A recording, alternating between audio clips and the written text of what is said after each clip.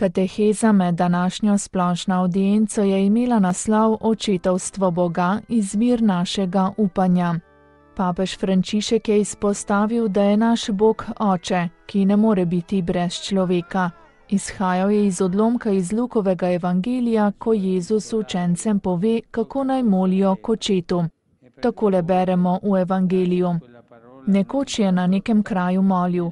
Ko je nehal, mu je eden izmed njegovih učencev dejal: Gospod, nauči nas moliti, kakor je tudi Janez naučil svoje učence. Rekel jim je: Kadar molite, recite: Oče, posvečeno bodi tvoje ime, pridi tvoje kraljestvo, naš vsakdanji kruh nam dajaj od dne do dne in odpusti nam naše grehe, saj tudi sami odpuščamo vsakomur, ki nam je dolžan. In ne vpelji nas v skušnjavo. V Jezusovi molitvi je bilo nekaj očarljivega, tako da so ga nekega dne njegovi učenci prosili, naj jih nauči moliti. Je papež začel katehezo. Prizor najdemo v evangeliju po Luku, ki je med vsemi evangelisti največ dokumentiral skrivnost Kristusa v molitvi.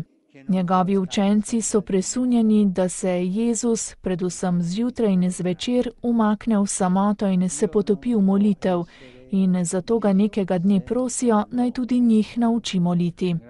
In takrat nam Jezus posreduje najpomembnejšo krščansko molitev, Oče naš. V primerjavi z Matejem nam Luka predstavi krajšo obliko Jezusove molitve, ki se začne s preprostim vzklikom Oče. Vsa skrivnost krščanske molitve je zaobjeta ravno tukaj v tej besedi, imeti pogum in Boga imenovati z imenom Oče. To potrjuje tudi bogoslužje, ko nas z izrazom upajmo si reči, vabi, naj skupaj molimo Jezusovo molitev. Boga klicati z imenom Oče namreč ni nekaj samoumevnega. Prej bi uporabljali bolj vzvišene nazive, ki se nam zdijo spoštljivejši do njegove transcendence. A klicati ga Oče nas postavlja v zaupen odnos z njim, kakor otrok, ki se obrne na svojega očeta in ve, da je ljubljen in da on zanj skrbi.